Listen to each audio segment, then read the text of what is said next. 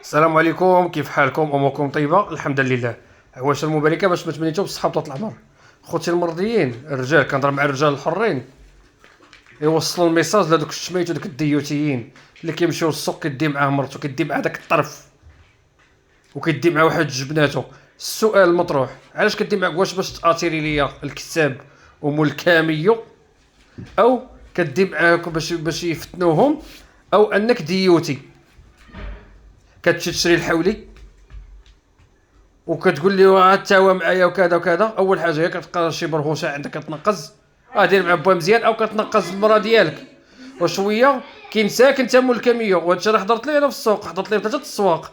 كينسى داك مول الكساب، كينسى مول الكاميو، كيدور عند مرتك. انت جايب معاك طرف مكروزه، علاش جايب معاك مكروزه بالجلاب وداك الشيء؟ وكيدور عندها بحال هكاك داك الكساب، كيبقى يقول لها، كيقول راجلها والله العظيم ومتساني حلوف سيدي الا كون على وجه هاد السيده. كيفاش على وجه هاد السيده؟ ها انت يا بنيتي، قلبي قلبي دوك الفولاد، شوفي شوفي راه حولي سمين وامراه، والراجل غادي معاك بحال الجثه، بحال البغل الديوتي، ومخلي الكساب كيقول له وانت شاد يديك، يقول له قلبي الفولات راه سمين، راه سمين نيت.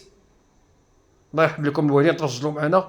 واللي مشى للسوق مابقاش يدي معاه بناتو، دوك الطروفه كيديو معاهم الطروفه لابسه البيجامه ديال النعاس، وغادا تما كاين ومرتو حتى هي كارزه بواحد الجلاب، وغادا وكازا كتلعب بهذيك واحد اثنين واحد اثنين واحد اثنين، والبنيتات غادي وبناتها غاديين بواحد ثلاثه. خويا بغيتي تمشي للسوق، انا كنهضر مع الرجال ما الديوتيين، او خاص تهضر معاه حتى للصباح.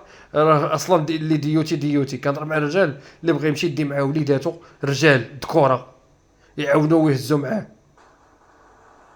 اما اللي غادي مدي مع وحده غادي هو ومرته وبنت خالتها وبناتها وغاديين ومشروع ديال اللحم، قبل ما تاخذ اللحم راه مشروع ديال اللحم غادي. والكساب خلاهم ولا كيجهلوا المكابيت في السوق. اي اي اي اي اي كتسمع الغوات بحال هكا امانه. وملي كتوقف يقول لك قلبي قلبي دوك الفولات راه سمين، شفتها بعيني.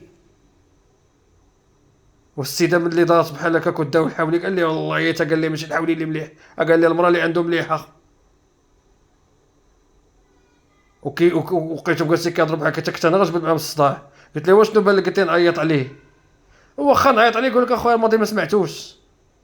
فهمتي بغا نقول لك ولا لا؟ هو يقول لي هذاك سميتو كيقول لي حرام عليا ديني، قال لي 3 ايام ما نطلقاش.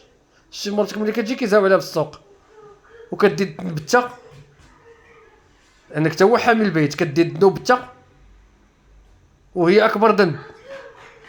والله ما ندي معايا مرتي السوق ولا مشاتها، رجولتك كامله يضربها لك في الزيرو، يضربها لك مره في العام. اجا بنيتي خشي قلبي ليه الفولات ويعطي اخويا طفو على ديوتي.